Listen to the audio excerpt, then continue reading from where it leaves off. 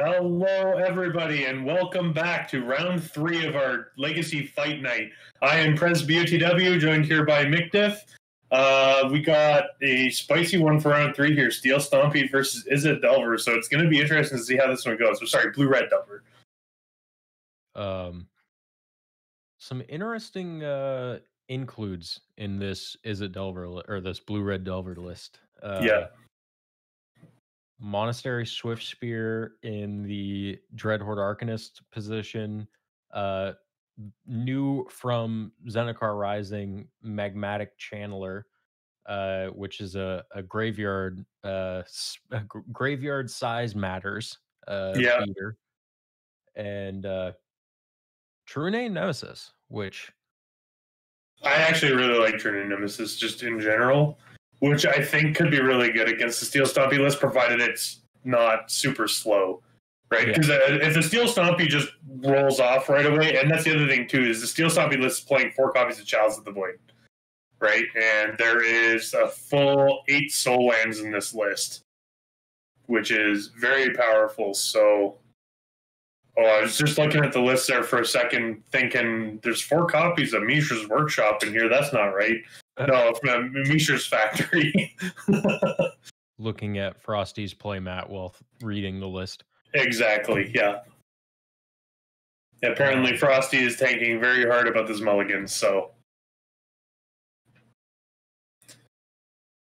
Yeah, this is an interesting matchup. Yeah. And Frosty's going to keep this hand, it looks like. I know that there was, when Zendikar Rising was first announced, there was a little bit of talk around Magmatic Channeler, but I never saw it go anywhere. I never saw it tried in any list. And I am curious to see how it does, because it does also represent card draw. Yeah. So we're getting double Lotus Petal into a factory right off the bat here. I don't know what this is. Is that the Thorn of Amethyst? Yeah, I think Is Thorn in the main deck? Yeah. It is. There's 2 copies of Thorn in the main deck. Wow. Yeah, this is going to get countered immediately. This is not where a Delver style deck wants to be at all, playing against a Thorn of Amethyst main deck.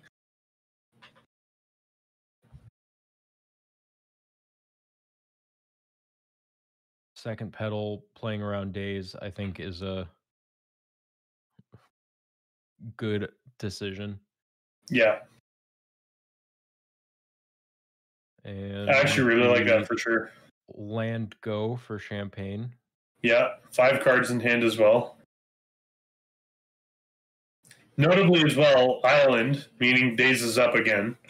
So, because I guess with Frosty being on the play, you don't really have to worry about Days because there's no lands there, but...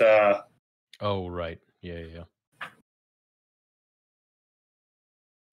It is definitely something, though. So we're another Lotus Petal. Wow. I see why Frosty was tanking so hard about the mulligan. Is that a... Ooh. Oh, that's an Arcbound Ravager. Ooh, goodness. Okay, I like these Lotus Petals now. Because at least you can cash them in for counters on this Ravager if you don't need the mana or you're in a tight spot.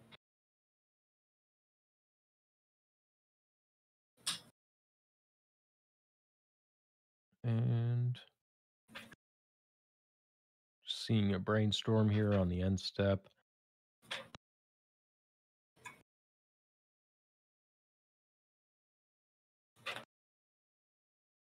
Probably digging for a land, I imagine. Yeah, I'd imagine so. Either that or you're just looking for some more interaction there. But even then, this is kind of a rough spot to be in for game 1 because the Izzet Delver, or the Delver list has a bit of an issue in terms of answering some of these cards because it's more direct damage and permission. It's not really specifically artifact removal or anti-artifact cards. Right. But yeah, it should definitely be interesting for sure, I think. So, gonna get a fetch off of the Scalding Tarn here. Let's see what we grab here. So we're gonna just get a Snow Mountain. I think it makes sense. See the Synod, Mishra's Factory, Thorn of the Amethyst, try and play around Wasteland is probably pretty good. Yeah. Hilariously, though, there are no wastelands in the entirety of Frosty's 75, so... Which I think is reasonable. Yeah, there's a lot of blue in this particular list for Seat of the Synod, as well as 3 islands. Mainly because Frosty, she is also running she's also running Emery and Sai in the list as well, plus also getting access to Mystical Dispute out of the sideboard, which I think is really interesting. So we're going to see a City of Traders here. Floating 2, that's a Ballista for 1, I think? Oh, with the Ravager, this is interesting. Huh. So with the Ravager, you can technically just make all these counters onto the Ballista and then potentially get a ton of reach to finish the game off. Yeah.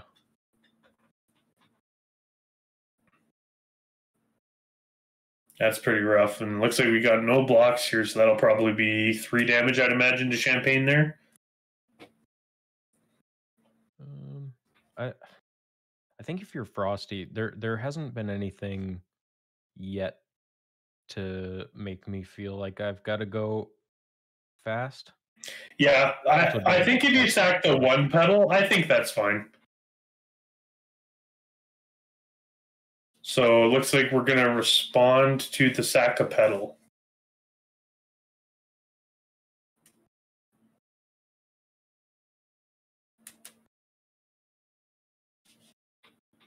So we're going to see a lightning bolt here. What are we targeting? Ravager.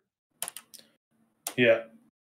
I actually kind of like that because it kind of forces you to go all in on this Ravager now if you want to save it. Yeah. So of note, you can sacrifice the Factory, the Synod, and the Petal, right? And you need to sack all 3 of those in order to keep it alive. So, which if you did that, or you could sack a couple and then die. So in this case, he actually just Frosty's just sacking the Ravager to itself, and then she's moving the counter from the Ravager onto the Walking Ballista, which I think is fine. Yeah, I don't dislike that at all. Yeah, you're going to see another Instep Brainstorm here. Yep.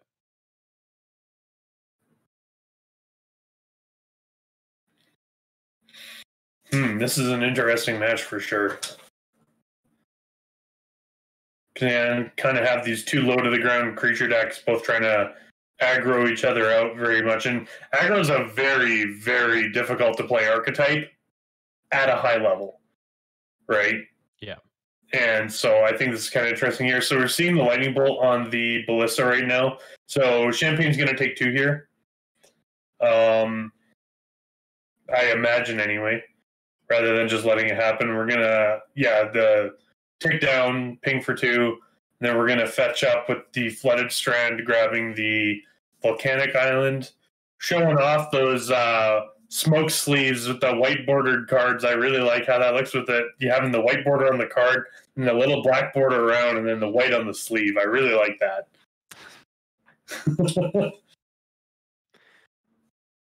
I just play black sleeves. Yeah, there you go. Geovast, thank you very much for the follow. Oh, so we're actually going to see Magnetic Channeler here. So I think this Magnetic Channeler is on right now. There are 4 more instant enter sorcery cards in your graveyard. It gives +3/+1. So this is a 2-mana 4/4. Oof. That's a big creature. That's a very big creature.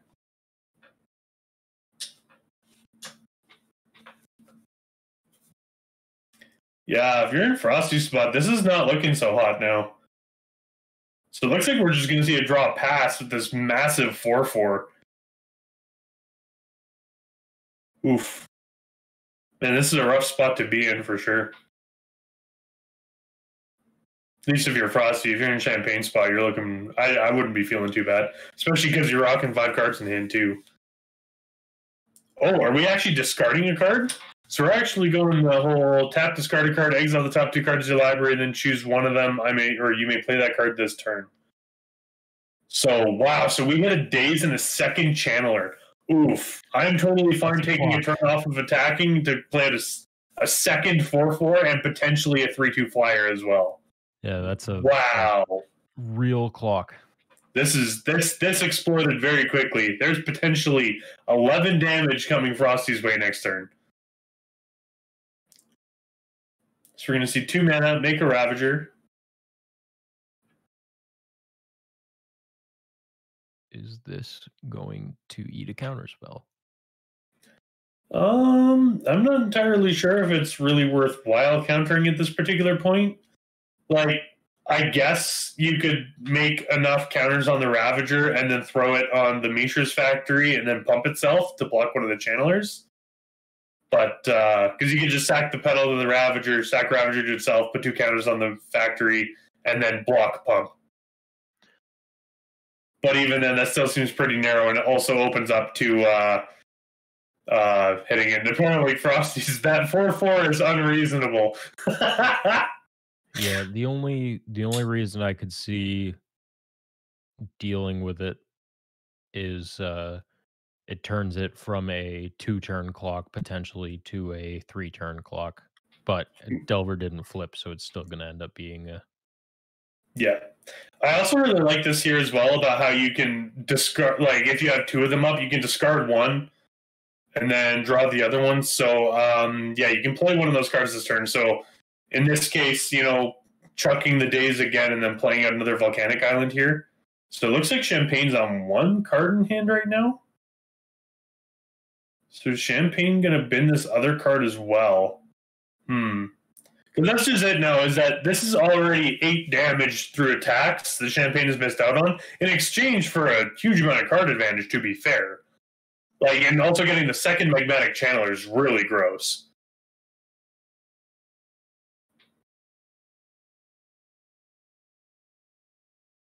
Yeah, I don't mind just kind of passing it back. Yeah. Drawing card. Okay, so we're flipping a Delver to a Chain Lightning, which is brutal as well. Yeah. Oof. So now we got a lot of damage coming in. So we're going to discard another Monastery Swift Spear, exile the top 2, Bolt, and Ponder. Oh my goodness, what do you do here? Bolt, Chain Lightning, attack. Oh yeah, I agree. Yeah, Chain Lightning here. Fire this off on the Ravager now. And then that way, if they animate the Mishra's Factory, you can just bolt it right away. This is a really rough spot to be in. Plus, you're still crunching for 7 this turn. And that's just it, too, is that if the Ravager doesn't put the counters on the Factory in order to protect it from Bolt, right, then the only thing this Factory is doing is chumping. But even then, the Bolt, you know, you kind of... Yeah. The Bolt is going to eat the Factory, right? So pretty much your only option is to not animate the Factory at all. However, if you do, or if you don't animate the Factory and the Bolt doesn't get used there, the Bolt is going to go upstairs instead. Because it has to be used at the end of this turn. Interesting how not attacking with the... Okay, Champagne is attacking with the Channeler here. Okay. And sending a Bolt upstairs. Yeah. That's... Frosty's at 10 now, so this is... Next turn is lethal if there's an answer for the Factory coming through here. Yeah, that's a lot of damage. Yeah.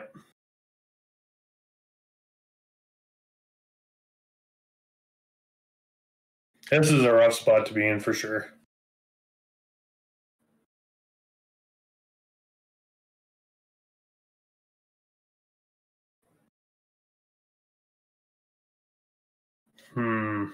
Both players deep in the tank here, it seems. Me too. Yeah. I'm trying to think about how Frosty gets out of this one, and it looks like she doesn't think she can. So we're gonna see her pack it up and move on to game 2. I can kind of agree with that. Yeah. That's a rough spot. For Frosty, we've got 2 Ratchet Bomb, 2 Spatial Contortion, and Umezawa's Jite, 2 Mystical Dispute, 4 Leyline of the Void, and 4 Thought-Knot Seer. Leyline seems kind of narrow, but at the same time seems ridiculously good here because those Magmatic Channelers were nasty. But that being said, though, they're still 1/3s, even without the pump there. So I don't know. That's kind of a rough one as well because you actually, outside of Lotus Petals, you can't cast. I guess there's 2 Mox Opals as well, but it's really hard to cast the Leyline of the Void if you draw one. Is the issue. I like the Ratchet Bombs. Yes, I do as well. I like the Spatial Contortions. I like the Jite. Gains life and deals with creatures when need be. Yeah, Mystical Dispute is also live in this matchup as well. So I think that we could see as many. And I mean, honestly, Thought Not Seer is as well. Yeah, it actually coming down potentially on turn 2, plus also being Hand Disruption on top of a 4/4, i.e. it trades with Magmatic Channel, is very good.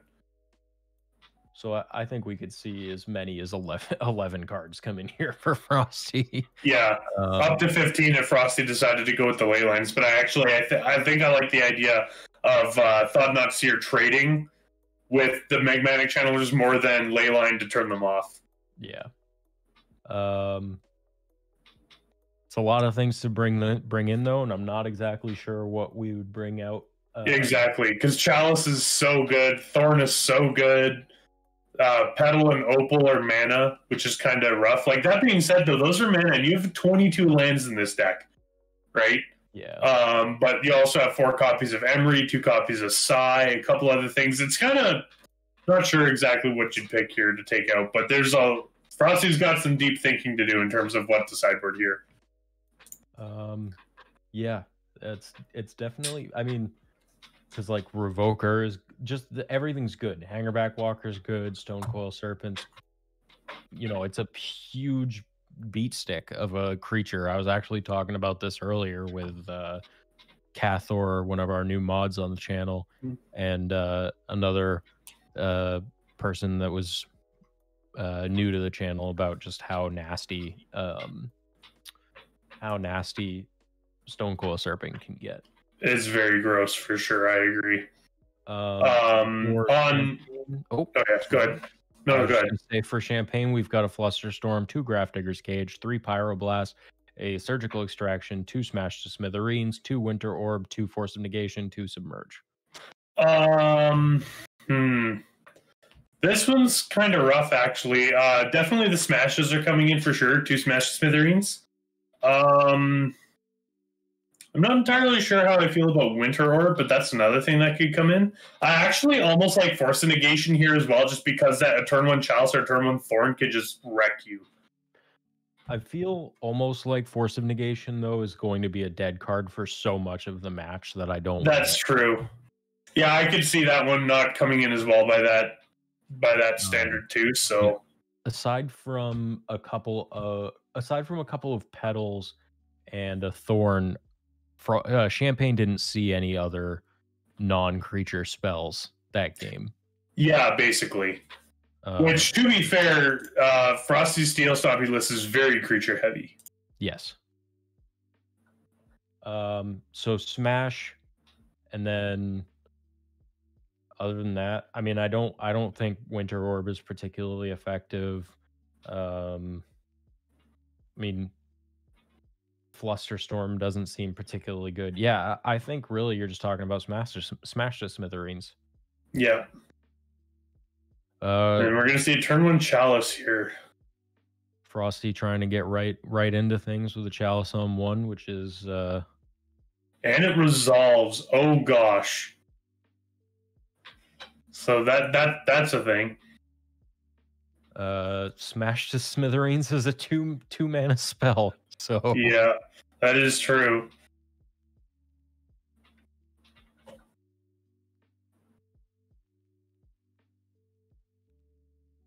So we're going to see float 2 mana on the city, play with Mishra's Factory. Then we're going to get a Mox Opal here. And then tapping the Factory there as well. So we're going to get a 3/3 Stonecoil Serpent here. Oof. For Cathor's favorite snack. Yep. It's a good snack indeed. And Champagne just immediately scoops it up. Yeah. Oh my gosh. Yeah, that hand was very dead with that Chalice out. oh man. Like, because you basically have to play the Magmatic Channeler and then just play stuff into Chalice in order to turn Magmatic Channeler into a 4/4, and then that's provided that Frosty doesn't answer it. But, yes. Any change here? I don't really think I'd change much in this particular case. I see Champagne changing a couple cards around. I'm almost wondering if he's going for the Force Negations right now. Yeah, I feel like after having experienced that, I might also do the same thing. Just because Chalice is so backbreaking. It was countering Chalice definitely is worth the card disadvantage. I agree. Especially in this matchup where you basically are going to perpetually have the card advantage anyway. Yeah. So, like I say, Champagne's going to be in the play for Game 3 here. But other things we got going on in the Discord right now, we have our monthly league for January. Our pool play just closed, and we just finalized our winners of our 12 individual pods, and we are firing up the league playoffs now. So that is super exciting. I hope I get to make a deep run this month. But so next Tuesday night. Yes, next Tuesday. Our normal Legacy Fight Night fight. We will be bringing you the league finals for the January league. Yeah.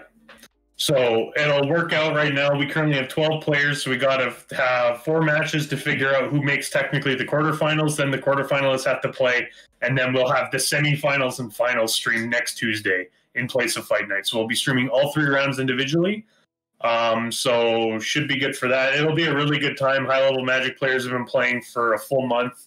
It's also going to be open deck list too, so everyone's going to know what's going on. So definitely make sure to come check that out. And also, unless something changes there, we will be posting the registration form for the February League during the stream of the January League finals. And from what I've seen so far of the lists for the playoffs, I think we're gonna have some spicy meatballs, as they say. Yeah, I would go look, but I can't because that would be cheating. Not until they're published anyway.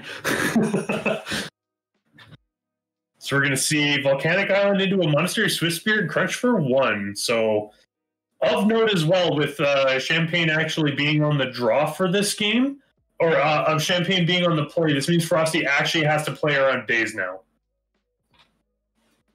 So we're going to see the Lotus Petal for Game 3 in a row. So Days was never a thing. But we'll see how this goes. I wonder if this is going to be a Chalice or a Thorn again. Oh, just a 2/2 Stone Coil. Interesting. So, hilariously, this actually plays around Force Negation, too. Yeah. Give me. But, yeah, and then, ooh, we're going to get Emery. Oh, wow. So, how did this work exactly? Because, because the Lotus Petal, right? You announced casting Emery first. Then you can sack the Lotus Petal to actually pay the mana once all the cost reductions have taken effect. Yeah. So it looks like we got Seed of the Synod, Chalice of the Void, Mystical Dispute milled off that Emery, which is kind of good, but at the same time kind of bad. So actually, no, that's very good for Frosty because Emery allows you to actually pay the mana cost for the cards you're casting out of the graveyard, meaning you can put those chalices on whatever you'd like. Unfortunately, we did just see a little bit of... we saw a few of the cards that Champagne put into his hand, and we knew at least one of them was a bolt. Oh, gotcha. Okay. Either way, though, that Emery still's not bad. No. And there are 4 of them. Yeah. There is a 1/2. I keep on thinking Emery's a 1/4 for some reason. No, I think it would be even stronger than it already is. Yeah. Yeah, because that's one thing that a lot of people aren't super familiar with, that is that technically you can announce you're going to cast a spell before paying all the costs for it, and then all the cost reductions are taking effect, then you actually have to pay for the spell.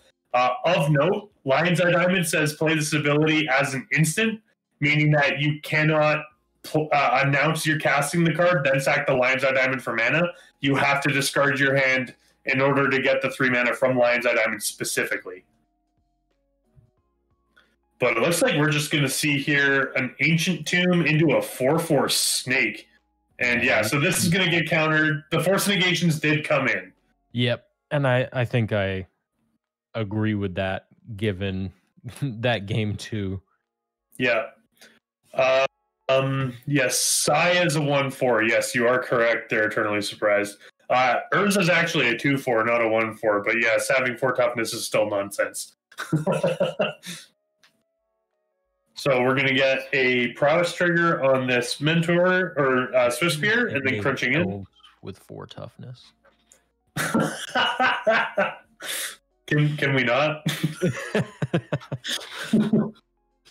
I'm already kind of pushing that line because I have killed many Thalias by people not realizing Painter Servant has 3 toughness. Oh man, I've gotten so many people with that. Bulletproof if it isn't Grizzlebrand is nonsense. Yeah. Looks like on another note, Grizzlebrand on turn 1 is also nonsense, Kaiser. Spatial Contortion. Ooh, I like that. In response to the draw? I think it was. Yeah. Which I actually like that there.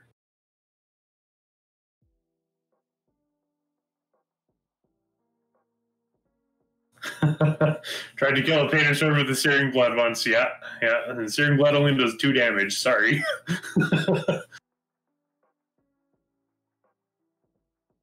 We're going to get another fetch here from Champagne after, I believe that was a Preordain that was played. Oh, sorry. Please Brainstorm. My bad. So, yeah, this game's off to a pretty fast start here. Champagne's at 14 now, and Frosty's at 10. So we're definitely playing aggro this game from both players' perspectives. Well, Frosty's doing a lot of that damage to herself there with the Ancient Tomb for sure. Yeah, it looks like we're gonna get a shuffle off the Ponder there. Yeah, Kaiser, I've been playing Painter for 7 years, and I love it because that deck does so much weird stuff that so many people don't think about.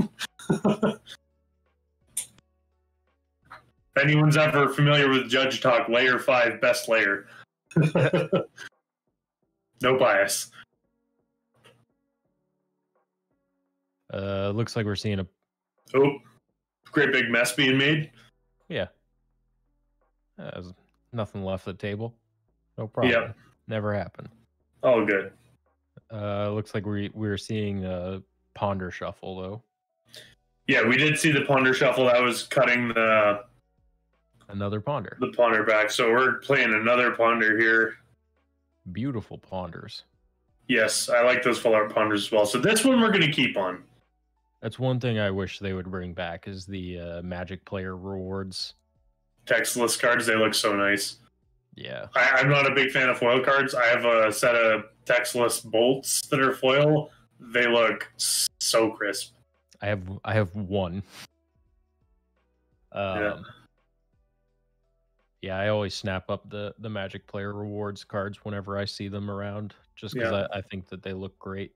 Yeah. Eternally Surprised, I would absolutely love to help out with that plan. However, I don't feel like taking a frigging course and learning how to play with my own cards with that. Well, just add chains in there. Yeah, add chains to the list as well. Yeah, let's do that. Plus Sylvan Library in the same deck. Let's just go full 5 color. So we're going to see a Bolt plus a Magmatic Channeler. Oh, goodness. Okay, so this is a lot now. Oh, Phyrexian Revoker here. Okay, so this is cool. However, it also puts a lot of pressure on you because it means this 4/4 is going to be attacking a lot now.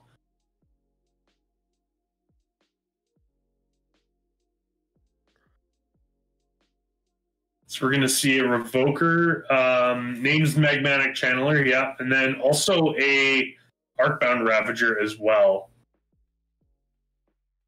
which is interesting. And